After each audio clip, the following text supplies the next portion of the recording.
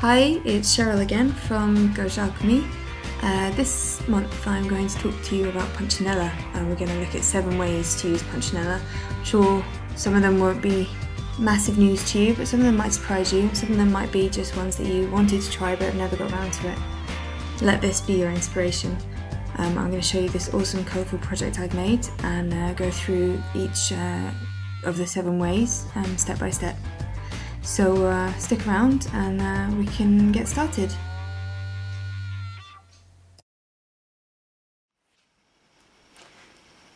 So what I started off with was a piece of hardboard, and as you can see I've already painted it and drawn some lines on.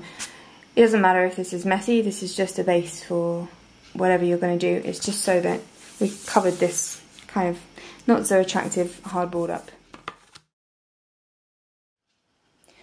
Now, a really basic thing to do with Punchinella is to punch it with a punch. It's quite easy. Obviously you just have to make sure that you line it up well enough so that the holes don't make it seem like it's not the shape you're looking for. And there you end up with kind of a shape, a punched shape.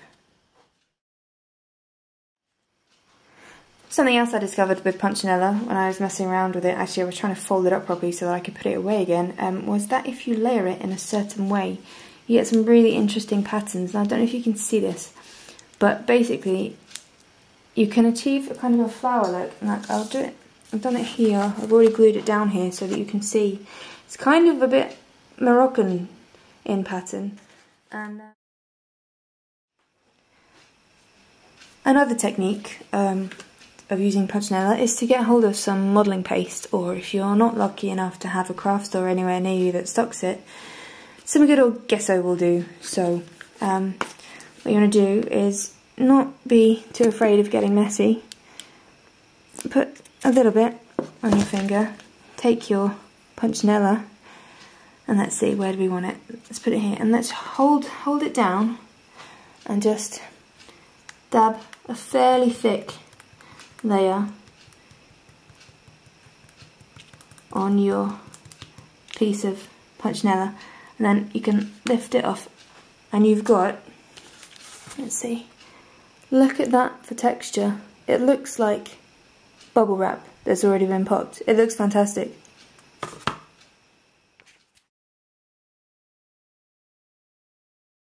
You can also use Punchinella as a stencil, either for pen or pencil line drawings, which is what I'm going to do here.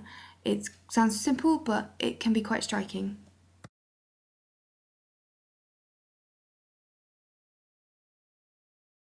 Yep, I said stick it in the oven. This is my shape I'm going to make a cone out of when it melts in the oven. This is my mould, it's an egg cup, I'm just going to stick that in the oven. I'm inserting the shape of Punchinella I've cut out, so when it heats up for a few minutes at about 190 degrees Celsius, it will hold its shape.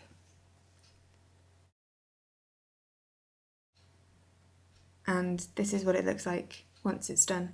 If you tried to do this with Punchinella that hadn't been put in the oven, it would be unlikely to hold its shape. So basically all it does is it heats it enough for it to hold that shape.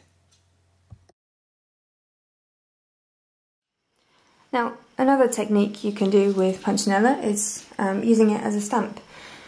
And I'm actually going to keep one of my segments here white so I can show you one aspect of stamping actually on my canvas. The other one is going to be a bit difficult, so I'm just going to use a piece of paper for now. So what you want is your ink pad, and you want to put the Punchinella on the ink pad. Obviously normally you would have an acrylic block to push down so that you don't get ink all over your fingers, but what we can do instead is to use a piece of paper to push down like that. And then what you get is one version of the stamp where the holes show up,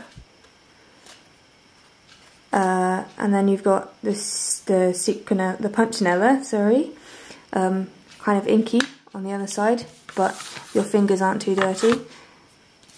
And then you can take that Punchinella and press it down onto your canvas like you would a stamp, and then when you pull it off you get a reverse image where the holes are white. So another technique of using Punchinella is to use it as a kind of an embossing plate. So what you want to do is obviously you take your Punchinella, place it over a piece of card. Now it needs to be on something quite spongy in between the plates so that the card actually goes through the negative space of the Punchinella. I think that kind of foam wrap you get around new electrical products is probably quite good, but I can't find any, so I've just folded up a load of kitchen paper until it's quite spongy.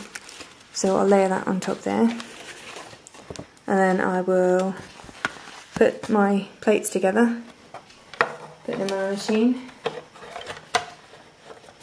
and run it through the machine. It's going to be quite hard, but I promise the result's going to be excellent.